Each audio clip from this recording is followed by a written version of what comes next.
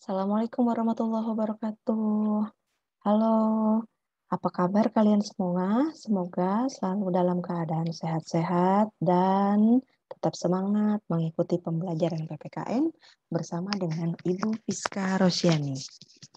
Pada pertemuan kali ini, kita akan membahas mengenai hakikat bangsa dan negara bagian kedua.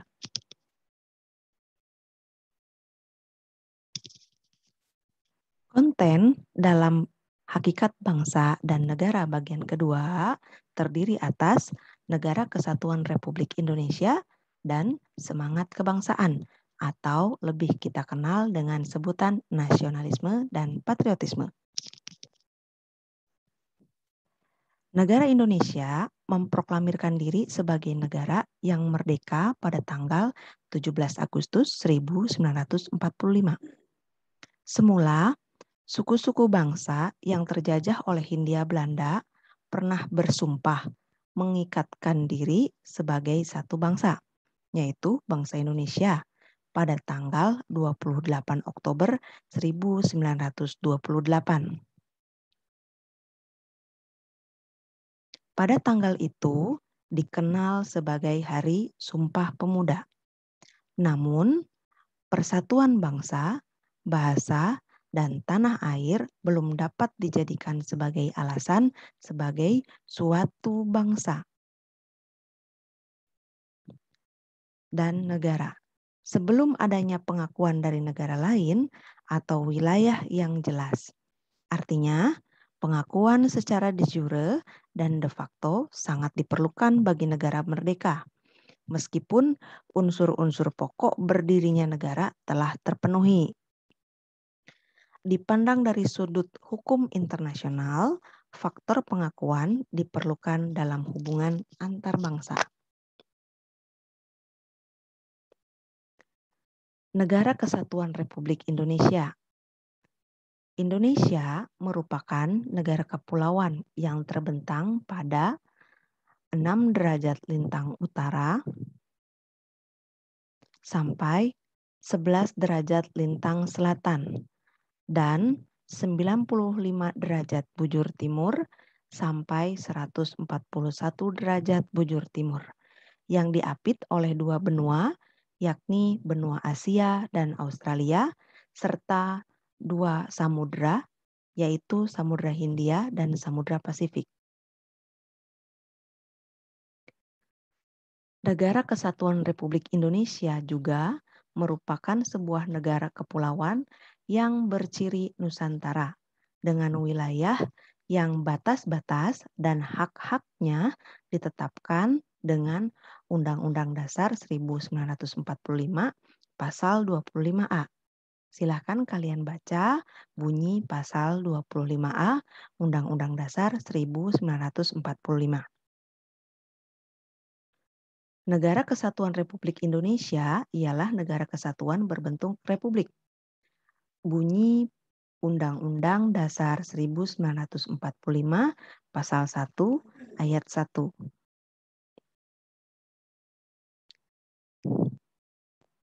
Bila mana dilakukan kajian terhadap pembukaan Undang-Undang Dasar 1945, diketahui bahwa terjadinya Negara Kesatuan Republik Indonesia melalui suatu proses dalam waktu yang cukup lama atau melalui rangkaian peristiwa yang berkesinambungan.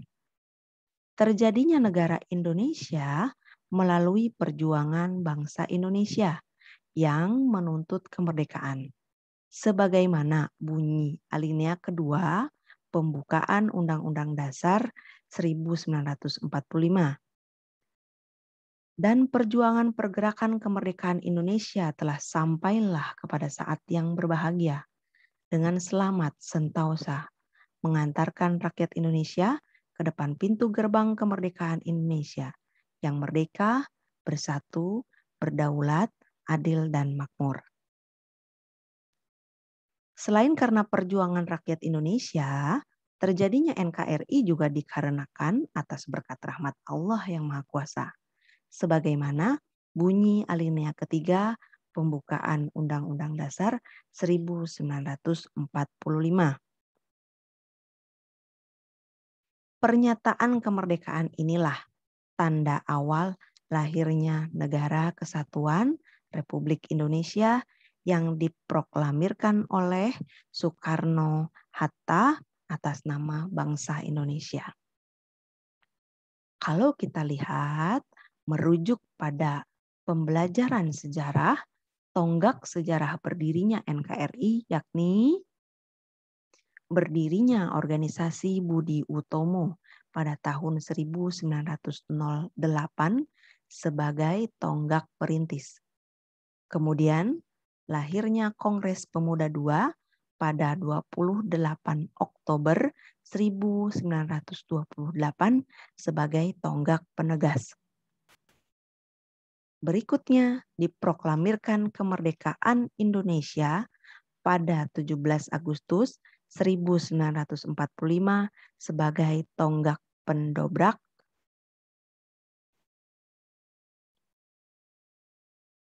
Fungsi dan tujuan Negara Kesatuan Republik Indonesia tercantum dalam pembukaan Undang-Undang Dasar 1945, alinea keempat. Berdirinya NKRI memiliki fungsi sebagai pengatur kehidupan dalam negara untuk menciptakan tujuan-tujuan negara. Fungsi negara Indonesia dalam mengurus rumah tangga negara dibagi menjadi dua bagian.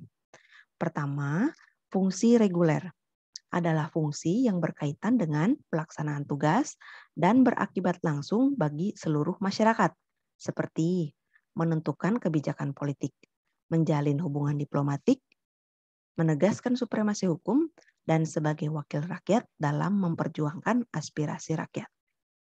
Yang kedua, fungsi agent of development, yaitu melaksanakan fungsi-fungsi stabilisator, di mana stabilitas politik, ekonomi, sosial, budaya, pertahanan, dan keamanan merupakan fungsi negara Indonesia dalam mengurus rumah tangga negaranya. Dan juga fungsi inovator, yaitu menciptakan ide pembangunan. Semangat kebangsaan. Di dalam semangat kebangsaan, ada dua istilah yang sering kita dengar. Pertama, nasionalisme. Yang kedua, patriotisme. Keduanya ini saling berkesinambungan, memiliki hubungan, sebab akibat, dan saling bersinergi.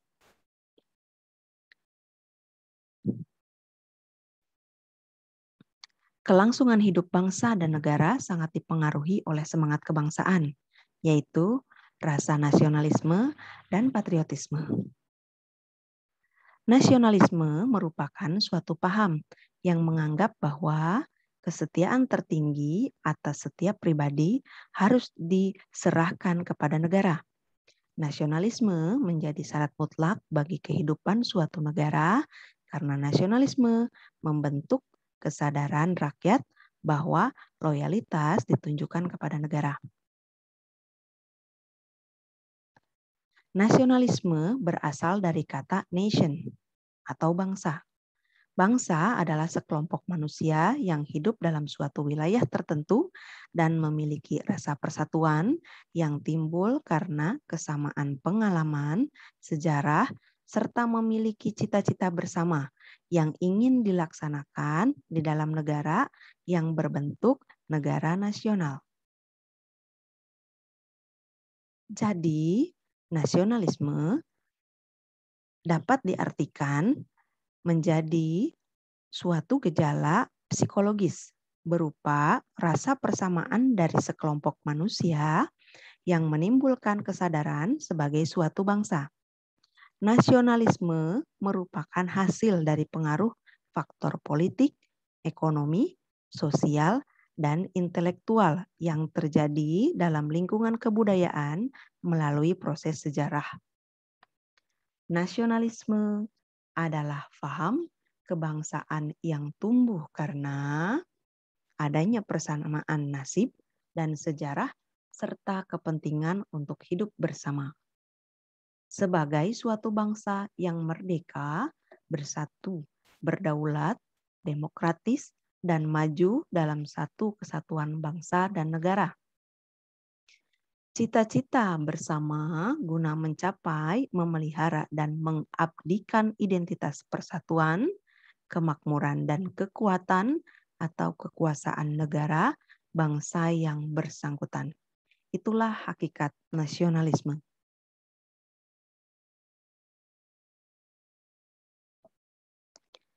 Nasionalisme menurut ahli. Ada banyak ahli yang mengemukakan pengertian nasionalisme. Hanya Bu Fiska cantumkan 3 orang ahli saja.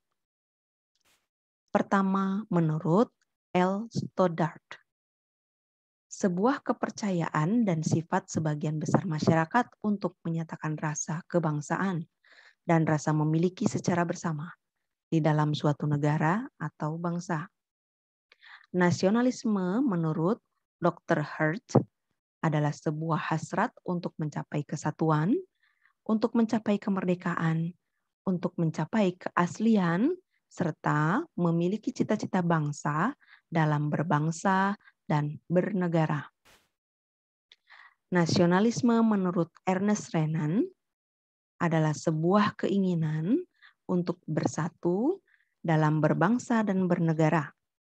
Sehingga sifat nasionalisme adalah sebuah sikap untuk mewujudkan sebuah persatuan dalam berbangsa.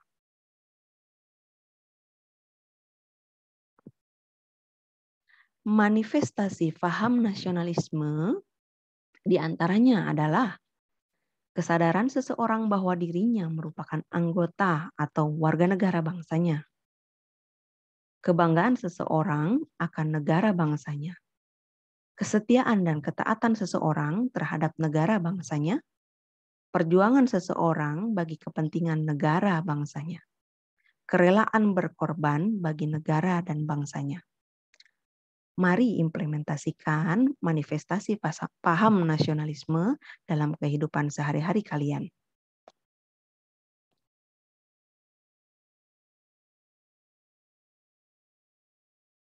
Semangat kebangsaan atau nasionalisme yang ada pada diri seseorang tidak datang dengan sendirinya, tetapi dipengaruhi oleh unsur-unsur sebagai berikut.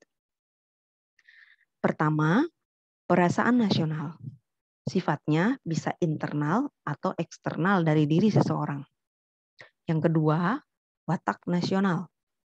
3, batas nasional, yaitu yang memberikan pengaruh emosional dan ekonomis pada diri individu.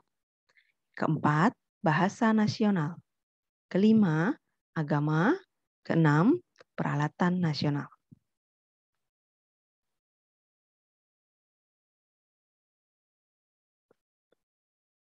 Nasionalisme muncul di belahan negara-negara dunia, baik di kawasan Asia, Eropa, maupun Amerika. Akan tetapi, faktor penyebab timbulnya nasionalisme di Asia dan di Amerika jelas berbeda. Munculnya nasionalisme di Eropa disebabkan oleh faktor-faktor sebagai berikut. 1. Adanya paham nasionalisme dan romantisme. 2. Adanya paham Aufklärung dan kosmopolitanisme. 3. Terjadinya revolusi Prancis. 4. Reaksi atas agresi yang dilakukan oleh Napoleon Bonaparte. Nasionalisme yang terjadi di negara-negara Asia juga disebabkan oleh faktor-faktor, yaitu 1. Adanya kenangan akan kejayaan masa lampau. 2. Imperialisme. 3. Pengaruh paham revolusi Prancis. 4. Adanya kemenangan Jepang atas Rusia. 5. Piagam Atlantic Charter. 6. Timbulnya golongan terpelajar.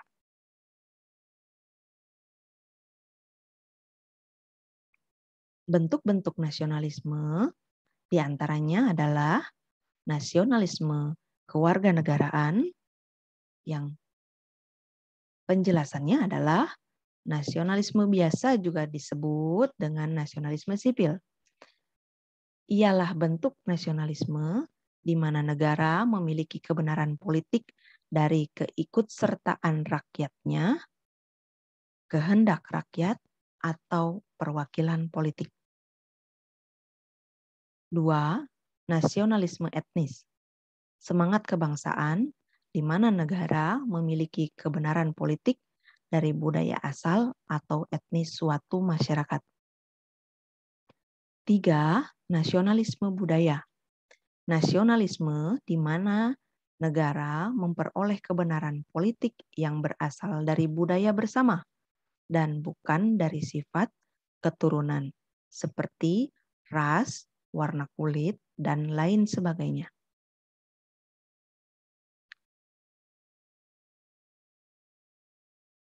4. Nasionalisme kenegaraan, di mana masyarakatnya memiliki perasaan nasionalistis yang kuat dan diberi keutamaan mengatasi hak universal dan kebebasan. Nasionalisme kenegaraan juga sering berhubungan dengan nasionalisme etnis. 5. Nasionalisme agama, jenis nasionalisme di mana negara memperoleh legitimasi politik dari persamaan agama. 6. Nasionalisme romantik adalah suatu bentuk negara memiliki kebenaran dalam dunia politik secara organik yang merupakan semangat romantisme antar suku dan budaya dalam suatu negara untuk menjalankan hidup yang rukun. Tujuan nasionalisme kita rangkum dari berbagai macam buku menjadi 2 bagian. Pertama, adanya kemauan dan kekuatan untuk mempertahankan masyarakat nasional melawan musuh dari luar negara sehingga melahirkan semangat rela berkorban. 2. Menghilangkan ekstremisme dari warga negara baik secara individu maupun secara kelompok.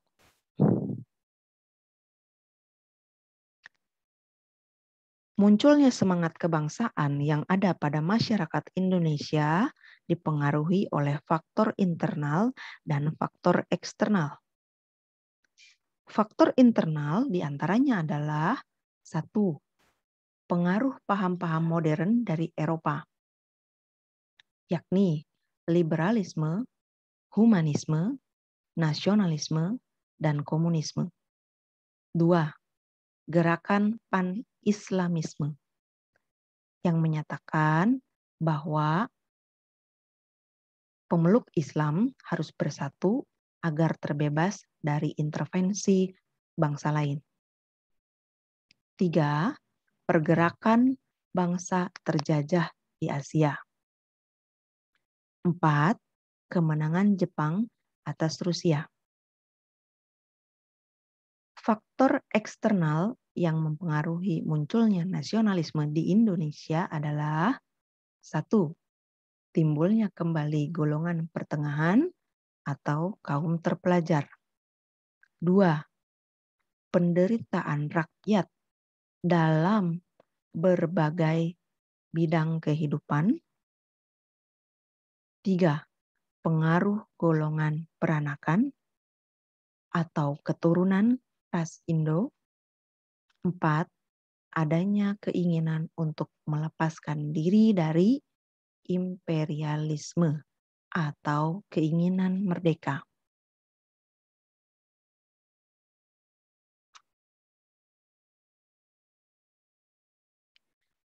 Patriotisme. Konsep patriotik tidak selalu terjadi dalam lingkup bangsa dan negara, tetapi juga di lingkungan sekolah atau masyarakat. Kita mungkin bisa menemukan seorang siswa atau di antara kalian atau masyarakat berbuat sesuatu yang mempunyai arti sangat besar bagi sekolah atau bagi lingkungan masyarakat. Patriotisme adalah sikap dan perilaku seseorang yang dilakukan dengan penuh semangat, rela berkorban untuk kemerdekaan, kemajuan, kejayaan, dan kemakmuran bangsa. Seseorang yang memiliki sikap dan perilaku patriotik ditandai oleh hal-hal seperti 1. Rasa cinta pada tanah air. 2. Rela berkorban untuk kepentingan bangsa dan negara. 3. Menempatkan persatuan, kesatuan, serta keselamatan bangsa dan negara di atas kepentingan pribadi dan golongan. 4. Berjiwa pembaharu. 5. Tidak mudah menyerah. Jenis-jenis patriotisme terbagi menjadi 2. Pertama, patriotisme buta. Patriotisme buta adalah suatu bentuk kecintaan terhadap negara dan bangsa tanpa mempertimbangkan pandangan orang lain. Cirinya, bersikap loyal, tidak toleran terhadap kritik yang berkaitan terhadap negara dan bangsa. 3. Tidak ada evaluasi positif.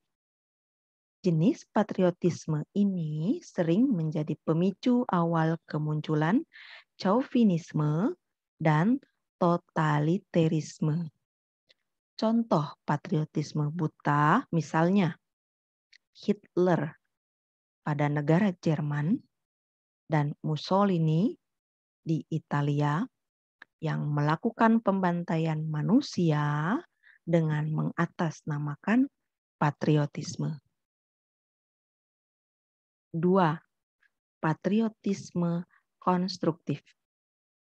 Yang dimaksud dengan patriotisme konstruktif adalah rasa cinta terhadap tanah air dan bangsa dengan mempertimbangkan dan mendukung pandangan orang lain.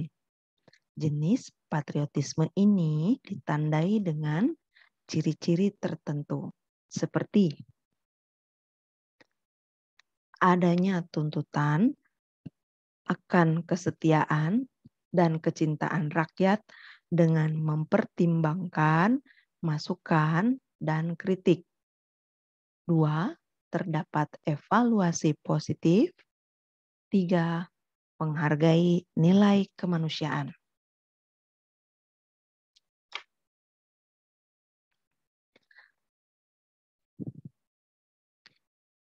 Baiklah, itu adalah penjelasan hakikat bangsa dan negara bagian kedua, dan kita telah sampai di akhir bab pertama. Jadi, jika kita simpulkan secara bersama-sama, kemerdekaan yang diperoleh oleh bangsa Indonesia merupakan hasil perjuangan dari para pahlawan, bukan merupakan hadiah dari para penjajah. Sejak kemerdekaan itu, bangsa Indonesia terus berupaya mempertahankan eksistensinya sebagai sebuah negara. Berdirinya Negara Kesatuan Republik Indonesia yang berbentuk kepulauan ini tentu memiliki tujuan mulia. Antara lain, melindungi segenap bangsa Indonesia dan seluruh tumpah darah Indonesia, serta mencerdaskan kehidupan bangsa. Untuk menghormati perjuangan para pahlawan dalam merebut kemerdekaan, diperlukan semangat kebangsaan berupa rasa nasionalisme atau bangga menjadi bangsa Indonesia, dan patriotisme atau cinta tanah air dari segenap bangsa Indonesia. Nah, bagaimana kalian menumbuhkan semangat kebangsaan itu dalam kehidupan berbangsa dan bernegara? Semangat kebangsaan tentunya lebih mudah kamu terapkan dalam lingkungan rumah, sekolah, atau masyarakat. Akan tetapi, dengan menunjukkan sikap kerja keras, disiplin, tanggung jawab, sadar akan hak dan kewajiban, serta memiliki jiwa nasionalis dan demokratis, itu pun kamu telah menunjukkan semangat kebangsaan atau rasa bangga dan cintamu pada bangsa dan negara. Terima kasih atas perhatiannya. Insya Allah pekan depan ulangan harian di Google Classroom. Sampai jumpa pekan depan.